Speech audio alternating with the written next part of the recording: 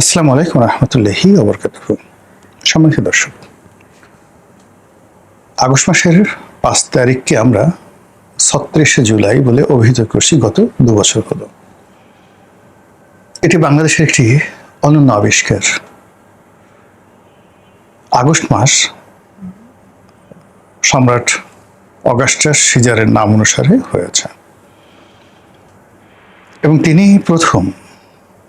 প্রথম এই যে ইংরেজি মাস, যেটাকে সেই সিজারিয়ান ক্যালেন্ডার বলা হয়, জুলিয়াস সিজারের যে গণনা পদ্ধতি সেই অনুযায়ী তিনি ইংরেজির এই 12 মাস এর যে নাম, এই নামগুলো তার জমানাতে প্রতিষ্ঠিত হয়। তো এর মধ্যে তার নাম অনুসারে একটি মাসের নাম হয়, সেটা হলো আগস্ট মাস। আর জুলাই মাসটা হলো তার নানা জুলিয়াস সিজারের নাম অনুসারে হয়। তো জুলাই এবং আগস্ট পাশাপাশি।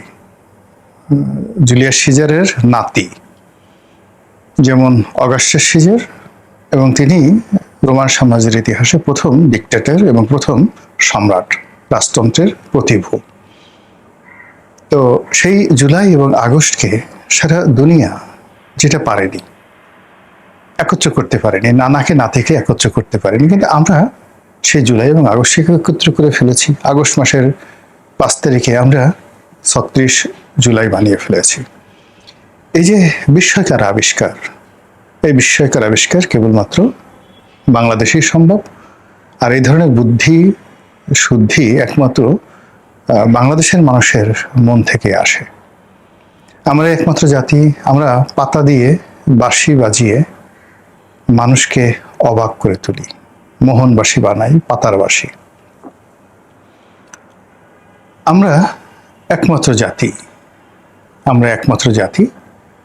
আমাদের যে পুরুষের শক্তিমত্তা, সেই শক্তিমত্তা প্রদর্শনের জন্য আমরা যেভাবে মালকোচা দিয়ে আমরা কাপড় পরি বা একটা গামছা দিয়ে লজ্জাস্থান থেকে তারপরে কাজ করি, মা বোনেরা সামনে দিয়ে যায়, এবং এটা নিয়ে আমাদের কোনো বোধ নেই।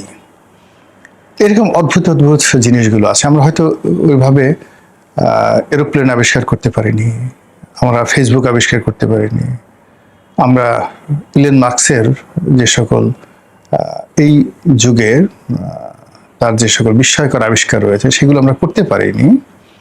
So what?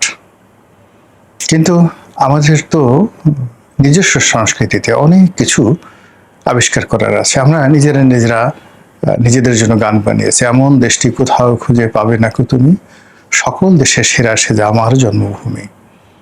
তো এই যে সকল দেশের সেরা বা সকল দেশের রানী সে যে আমার জন্মভূমি, এটা আমাদের একটা বাঙালির আত্মতৃপ্তি।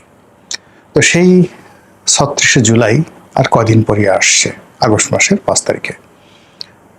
যদি আপনি ক্যালেন্ডারের পাতা উল্টান, বেশি না, বছর 2 আগে, অর্থাৎ 2024 সনের আগস্ট মাসের 5 তারিখ যদি ধরেন, আমরা ছিলাম পৃথিবীর সবচেয়ে হ্যাপিয়েস্ট একটা নেশন।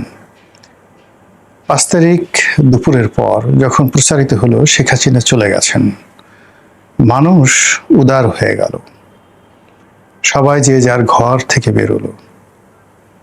রাত্রি, সারাটা রাত এই ঢাকা শহর, এই সারা বাংলাদেশ, আমার কাছে মনে হচ্ছে গত 100 বছরের মধ্যে সবচেয়ে নিরাপদ একটি দেশে পরিণত হলো।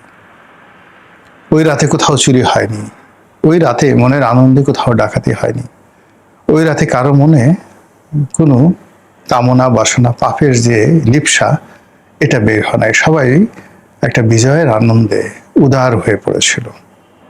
6 তারিখ থেকে, আগস্টের 6 তারিখ থেকে ধীরে ধীরে অনেক পরিস্থিতি ঘটতে থাকে, কিন্তু শেখ হাসিনা চলে যাওয়ার যে আনন্দ, সেই আনন্দ উদযাপন করার জন্য মানুষ পাগল হয়ে গিয়েছিল। কিন্তু 2025 সনের আগস্ট মাসের 5 তারিখে এসে আমাদের সেই আনন্দ 1%ও ছিল না। উল্টো আমাদের নানা রকম বিষাদ, বেদনা, কষ্ট, তারপরে যে সকল অপসংস্কৃতি, যে সকল সন্ত্রাসের নিত্য নতুন ধারা, আমরা দৃশ্যপটে দেখতে থাকি, যা কিনা আমাদেরকে রীতিমতো আতঙ্কিত করে তোলে। এরপর একটা বছর গেল, 2025 সনের আগস্ট থেকে এই যে 2026-এর আগস্ট পর্যন্ত। এই সময়ের মধ্যে সেই যমুনার পানি কয়েকবার উথাল পাতাল হলো। আমরা কখনো আকাশে চলে গিয়েছি, কখনো পাতালে চলে গিয়েছি, কখনো ডক্টর মোহাম্মদ ইউনূসকে 50 বছরের জন্য ক্ষমতা রেখে দিয়েছি, আবার কখনো তাকে মুহূর্তের মধ্যে দেশ ছাড়া করে ফেলেছি। আমরা জামাতকে ক্ষমতা এনেছি, এনসিপিকে রাষ্ট্র গঠন করতে সেই তোড়ধোড় করতে দেখেছি, আর কোন ফাঁকে হঠাৎ করে তারেক রহমান সাহেব দেশে এসে ভিনি ভিসির মতো তিনি রাষ্ট্র ক্ষমতায় বসে গেছেন। আর এই এত অল্প সময়ের মধ্যে, অর্থাৎ 2026 সনের জানুয়ারি থেকে আজ পর্যন্ত, মানে সেলুলয়েডের পর্দায় যখন 100 বছরের কোনো কাহিনী 2 ঘন্টা বা 3 ঘন্টার মধ্যে ধারণ করা হয়, কোনো একটা ঐতিহাসিক কাহিনী। আপনি যদি 10 কমান্ড্যান্ট দেখেন সিনেমাটা, হযরত মুসা আলাইহিস সালামকে নিয়ে, কিংবা আপনি যদি দ্য মেসেঞ্জার ছবিটা দেখেন, মুহাম্মদ রাসূলুল্লাহ সাল্লাল্লাহু আলাইহি ওয়াসাল্লামের সেই নাতি বা যাকে বলা হয় তার নিজেকে নিয়ে যে সিনেমা, দুটো সিনেমা হয়েছে, সেই সিনেমাগুলো দেখেন, দেখবেন যে ইতিহাসগুলো কত ধারাবাহিকভাবে এমনভাবে সংযুক্ত করা হয়েছে। আপনারা যদি গ্ল্যাডিয়েটরটা দেখেন, সেখানে সম্রাট মার্কাস অর্লিয়াস, সেই মার্কাস অর্লিয়াস, তার কুপুত্র, তার সেনাপতি এবং তাদের কাহিনী নিয়ে এত চমৎকার অসাধারণ ইতিহাসের যে শ্বাসরুদ্ধকর ঘটনাগুলো মাত্র 2.5 ঘন্টা বা 2 ঘন্টার মধ্যে সেখানে গ্রন্থিত করা হয়েছে। আপনার ঘোরের মধ্যে থাকবেন প্রতিটা মুহূর্তে, আপনার চোখের সামনে দিয়ে সময় চলে যাবে, চোখের সামনে দিয়ে সময় চলে যাবে। তো সেই দিক থেকে আমাদের যদি জানুয়ারি 2026 থেকে আজকের দিন পর্যন্ত ধরেন, দেখবেন যে যে ঘটনাগুলো ঘটছে, মানে আমরা প্রতিদিন আশ্চর্য হচ্ছি আজকে এই ঘটনাগুলো কি ঘটছে, এবং আমরা যা কিছু আশঙ্কা করছি, যা ভয় পাচ্ছি, মানে কোনো কিছুর সঙ্গে আমরা আসলে মিলাতে পারছি না। আর এটাই হয়ে গেছে আমাদের জন্য একটি ভয়ঙ্কর, যাকে বলে উপাখ্যান। আপনি যখন আপনার থলের মধ্যে রেখে গেলেন 100 টাকা, এসে দেখলেন 100 টাকা নেই, 1 টাকাও নেই। আবার দেখলেন থলের মধ্যে রেখে গেছেন 100 টাকা, এসে দেখলেন যে 1 লাখ টাকা হয়ে গেছে। এরকম যখন হয় তখন মানে চারিদিকে আপনার লোকজন, আপনি লজ্জায় কথা বলতে পারছেন না, মাথা চাপড়াতে পারছেন, আনন্দ প্রকাশ করতে পারছেন। এরকম দুটো ঘটনা, থলের মধ্যে একটা টাকা নেই, আর থলের মধ্যে যা রেখে গেছেন তার সে টাকা ভর্তি। আশেপাশের সব লোক, মেহমান, ঘরে যারা আপনার প্রিয়জন, তারা সবাই আসছে।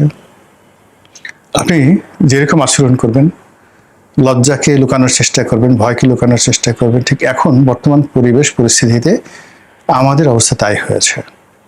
বাতাসে বহু কথা ভেসে বেড়ায়, বহু জিনিস এই বাতাসে যে গন্ধ ছড়ায়, বহু শব্দ বাংলাদেশের প্রান্ত থেকে প্রান্ত, অস্বাভাবিক কতগুলো শব্দ, অস্বাভাবিক কতগুলো ঘটনা প্রতিনিয়ত ঘটে যাচ্ছে।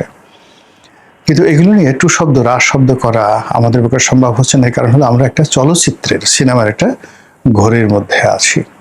আগে যেটা বললাম সেটা হলো যে 2024 সনের আগস্ট মাসের 5 তারিখে, যেটিকে 36 জুলাই বলা হচ্ছে, সেদিনের আনন্দ তার 1% তার 1 বছর পরে ছিল না, কোনো আনন্দই ছিল না। অধিকন্ত এমন কতগুলো, সেই মবের কথা বলেন, গালাগালির কথা বলেন, তারপরে নিত্য নতুন মানে যাকে বলে কতগুলো বেয়াদবের উত্থান বলেন, অনেকগুলো অশ্লীল অশ্রাব্য গালাগালির কথা বলেন, তারপরে রাষ্ট্রীয় কর্মকাণ্ড থেকে শুরু করে যা কিছু আছে সেগুলো সব ইউটিউবারদের হাতে, ফেসবুকারদের হাতে, বট বাহিনীর হাতে, মানে পুরো ফেসবুক এবং ইউটিউব আসলে সরকার চালাচ্ছিল। সেখান থেকে যখন একটি নির্বাচন হলো, যা কিছু হলো, আমরা এত দ্রুত হয়ে গেল যে আমরা আসলে আমাদের যে এক্সপেকটেশন এবং স্বপ্নের যে জায়গাগুলো, সেগুলো আমরা একত্র করতে পারলাম না। এরই মধ্যে সরকারের প্রায় 6টি মাস চলে গেল, আবার নতুন করে আগস্ট মাসের 5 তারিখ আসছে। এর মধ্যে জুলাই মাস ধরে সারা দেশে মোটামুটি এটি কি সিস্টেমেটিক, এটি কি ঘটানো হচ্ছে না এমনি ঘটছে, এটি কি আল্লাহর গজব নাকি মানুষের সৃষ্টি করা কোনো বিপর্যয়? প্রতিটি রাজনৈতিক দল তছনছ হয়ে যাচ্ছে অন্তর্দ্বন্দ্বে, কলহে, বিবাদে। প্রতিটি রাজনৈতিক দলের মধ্যে পারস্পরিক অবিশ্বাস, অর্থাৎ নিজেদের মধ্যে অবিশ্বাস এবং প্রতিপক্ষের প্রতি অবিশ্বাস। প্রতিটি রাজনৈতিক দলের মধ্যে অন্তর্কলহের পাশাপাশি তাদের মধ্যে জিঘাংসা, ক্রোধ, ক্ষোভ এমন আকার ধারণ করেছে যেটা শেখ হাসিনার জামানাতেও ছিল না। এখন বিএনপির যারা লোকজন রয়েছে তাদের একটা বিরাট অংশ বাটাম দিতে চাচ্ছে। প্রতিপক্ষ যারা আছে, আমি কারো নাম বললাম না, তাদেরকে বাটাম দিতে চাচ্ছে। বড় বড় বাঁশ দিয়ে সেই নলিগুলো আছে, হাত পায়ের নলিগুলো আছে, সেই নলির জায়গা মতো বাঁশ দিয়ে পিটাতে চাচ্ছে। এবং ইতিমধ্যে আপনি হবিগঞ্জে দেখেছেন যে সেখানে যে মারামারি হয়েছে, সেই মারামারি কাকে মেরেছে আমরা জানি না, কিন্তু পাঞ্জাবি পরা সাদা একজন মানুষ, লম্বা একজন মানুষ, তাকে তার হাতের কনুইয়ের উপরে বিশাল লম্বা বাঁশ দিয়ে যেভাবে একটা বাড়ি দেওয়া হয়েছে। তো সেই লোকটি, যেটা দেখলাম যে মারামারি ফেরানোর জন্য বা বীরত্ব দেখানোর জন্য যেভাবে সিনা উঁচু করে নেতাগিরি দেখাতে আসছিলেন, ঠিক যখনই তার সেই কনুইয়ের উপরে বাঁশের বাড়ি পড়লো, অমনি একটা ছোট বাচ্চা ছেলে যেভাবে চিৎকার করে উঠে, ওরে মা গো, ওরে বাবা গো, গেলাম গো, মরে গেলাম গো, আমার হাড্ডি ফাটাই দিছে গো, ঠিক ওইরকমভাবে সে তার আঘাতপ্রাপ্ত জায়গাতে হাত রেখে তিনি উল্টো দৌড় দিচ্ছিলেন। আর যেই উল্টো দৌড় দিচ্ছিলেন, যে তাকে প্রথম বাড়ি মেরেছিল উত্তেজিত হয়ে, কিন্তু তারপরে সে মুহূর্তের মধ্যে থেমে গিয়েছিল যে দ্বিতীয় বাড়িটা সে মারার জন্য সাহস পাচ্ছিল না। কিন্তু যেই নেতা ভয় পেয়ে গেলেন, নেতা যখন উল্টে দৌড় দিলেন, তখনই পেছন দিক থেকে শুরু হলো আবার বাঁশ ডলা, দেখা যাচ্ছে একটার পর একটা বাঁশ। সেই মায়ের দৃশ্য দেখে খুশি হয় নাই বাংলাদেশে এমন খুব কম লোক আছে। বেশিরভাগ মানুষ খুশি হয়েছে। সবাই এখন এমন মা শালাকে, ধর শালাকে, ডলা দে, আলহামদুলিল্লাহ, এটা আগেই দেওয়া উচিত ছিল, ইত্যাদি ইত্যাদি বিভিন্ন কথাবার্তা চলছে। এই যে মানুষের মধ্যে মানে এক পক্ষ বাঁশ ডলা দিতে চাচ্ছে, বাঁশ দিয়ে পিটাতে চাচ্ছে, আর এক পক্ষ দৌড়াতে চাচ্ছে, ভয় পাচ্ছে। আর এটা দেখে পাবলিক মানে বলার চেষ্টা করছে, আরো মারো, আরো মারো, পিটাও, খুব মজা লাগছে। আমরা ওই যে প্রাচীন যে গ্ল্যাডিয়েটরের সিনেমা দেখে এখন বলি কি বিভৎস, হ্যাঁ, মানে বাঘের সামনে একজনকে ফেলে দেওয়া হচ্ছে, পরস্পর মারামারি করে একজন আর একজনকে মেরে ফেলছে। আর এটা দেখে সেই রোমান সাম্রাজ্যের যারা নাগরিক তারা আনন্দ পাচ্ছে। প্রায় 1 লাখ লোক স্টেডিয়ামে বসে এই খেলা দেখে আনন্দ পাচ্ছে। এটা কি ধরনের অসভ্যতা নেই? তো এই কথাগুলো আমরা যারা বলতাম, এখন আমরা সেই যুগে প্রবেশ করেছি। এখন আমাদের এই সমস্ত দৃশ্য দেখতে ভালো লাগে এবং আমরাও বলছি ওইভাবে বাটাম মারো, জোরে জোরে বাটাম মারো। শুধু কি তাই, আমরা আমাদের যারা প্রতিপক্ষ, অপছন্দের মানুষ, তাদের একান্ত ব্যক্তিগত জীবন, তারপরে তাদের যেটা বলা হয় বেডরুমের দৃশ্য, তারপরে তাদের যে কর্মকাণ্ড, একান্ত ব্যক্তিগত কর্মকাণ্ড, এগুলো একেবারে জাস্ট পর্ণ সিনেমার মতো গিলে গিলে আমরা দেখছি আর সমালোচনা করছি, আরো দেখতে চাই, আরো দেখতে চাই, আর কার কার আছে, আর কত বেশি হতে পারে। এবং শুধুমাত্র ওর হবে না, আরো অশ্লীল বিষয়গুলো লাগবে। তো এই বিষয়গুলো যখন আমাদের মনের মধ্যে বাসা বাঁধে, ইট মিনস আমাদের যে মানবিক প্রতিহিংসা পরায়ণতা, আমাদের মধ্যে যে অমানবিক কর্মকাণ্ড, আমাদের মধ্যে যে জিঘাংসা, চরিতার্থ করার প্রবৃত্তি জেগেছে, এটি পুরো সমাজকে একটা, যদি বলি সিভিল ওয়ার, খুব ছোট বলা হবে। আমরা এটাকে আরো বাঙালি মানে দুনিয়াতে কোথাও যে ঘটনাগুলো ঘটেনি, সেই ঘটনাগুলো আমাদের দেশে হয়তো আগামী দিনে ঘটতে যাচ্ছে যদি এই অবস্থা চলতে থাকে। এবং দিন যত এই যে 6 আগস্টের দিকে এগুচ্ছে, বা আমরা এই 6 আগস্ট মানে 5ই আগস্টের দিকে এগোচ্ছে, কিংবা 36শে জুলাইয়ের দিকে এগোচ্ছি, ততই দেশ, জাতি, কাল আমরা নতুনভাবে এক বিরোধের মধ্যে জড়ানোর চেষ্টায় নিজেদেরকে নিবেদন করেছি। এমনকি এটা যে পরিণতি কতটা ভয়ানক হবে, জঘন্য হবে, সেই বিষয়ে চিন্তা করার শক্তি কিন্তু আমরা হারিয়ে ফেলেছি। মহান আল্লাহ আমাদের সবাইকে হেদায়েত দান করুন এবং হেফাজত করুন। আসসালামু আলাইকুম ওয়া রাহমাতুল্লাহি ওয়া বারাকাতুহু।